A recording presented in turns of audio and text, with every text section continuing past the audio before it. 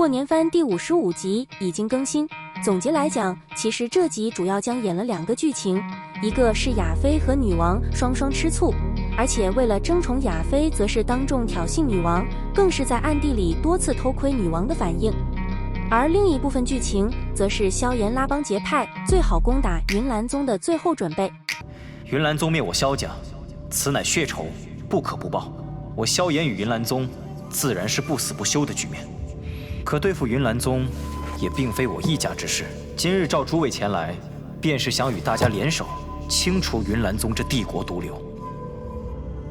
云岚宗如今的确很强，不过这似乎与我们并无太大的直接冲突。我回来时途经镇鬼关，恰巧碰到了云岚宗的长老欲夺统领之位。若他成功了，恐怕这些帝国军队便会沦为云岚宗麾下。怎么可能？现任镇鬼关统领名叫穆铁，恐怕1、2日后便有消息传来。以云岚宗的野心和势力，既已对皇室出手，诸位，你们还能够独善其身吗？所以叫大家前来，无非是给诸位加把火。如今的帝国局势已不容许什么中立，我既然要和云岚宗决一死战，那就绝不容许出任何岔子。在决战之前，诸位得给萧炎一个立场，莫要以为是萧炎在求着你们合作。萧炎先生，不知道您对此战有几分胜算？胜负5-5之分。虽说你这次带来不少斗皇强者，可云岚宗的实力远不止于此。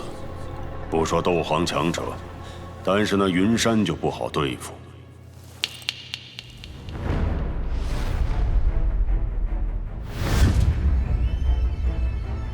斗皇强者，我自然也有；斗宗强者，当然也有。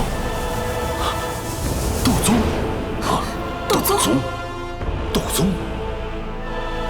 老师，您怎么出来了？若是当初没有退婚，反正迟早会被人知晓。除了梅斗沙之外，萧炎竟然还有斗宗老师。还好我们站在了萧炎这一边。然而，从动漫第57集的超期预告来看，决战云岚的剧情进度似乎要比想象中快上许多。云山在这一集中竟然就要吃萧炎的3色火莲，云韵已经被放弃了，结婚发型一言难尽。不过要说此次萧炎决战云岚的剧情，最受关注的显然便是云韵和古河的大婚。今日的婚礼，你便放心吧，我已经做了妥善安排，只要萧炎那小子有胆出现，我便会用他的命来做你们大婚之喜。云山微笑道：既然如此，那便多谢繁星了，今日事多，我便不再多留了。古河再度道谢，见到云山点头后，便是起身缓缓退出了大殿。目送着古河离去的背影，云山脸庞上的笑意也是逐渐收敛，老眼虚眯，淡淡的冷芒闪掠而过。没想到你为了拉拢古河，竟然还舍得将云韵嫁出去。在古河离去之后不久，大殿大门突然毫无预兆的紧闭而上，一团诡异黑雾从大殿阴暗中飘逸而出，最后一道怪笑声从中传出。古河在加玛帝国有着不低的声望，这一次便先让他去与萧炎大战一番，等到时会两败俱伤了，我们再坐收渔翁之利。云山冷笑道。随着天际耀日逐渐攀高，整个云岚山的喜庆也终于是达到了巅峰，无数欢贺声汇聚在一起，直冲云霄。庞大的广场此刻已经被装饰得满眼红色，身着红色袍服的云岚宗弟子犹如红色浪潮般充斥着眼帘。在喜台之下，已经换上了一身鲜艳红色袍服的古河，也是满脸笑容的与周围不断涌来的庆贺者拱手道谢。新娘道。当耀日攀至天际正中时，一道清脆的声音终于是在无比喧闹的广场之上响起，旋即无数声音顿时降低，一道道目光顺着声音发来之处望去，然后便是瞧的那一名全身红色喜裙，脸颊也是被垂下的红莲完全遮蔽住的女子，正在周围几十名美貌侍女的簇拥下，众星拱月般大的对着广场中央的喜台处缓缓行来。望着那出现的今日另一主角，广场上的笑声更是浓郁了许多。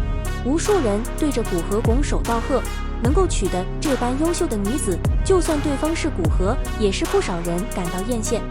然而，在众人道贺间，却是无人见到那在侍女搀扶下徐徐行走的新娘，步伐之中略微透着一丝如木偶般的僵硬。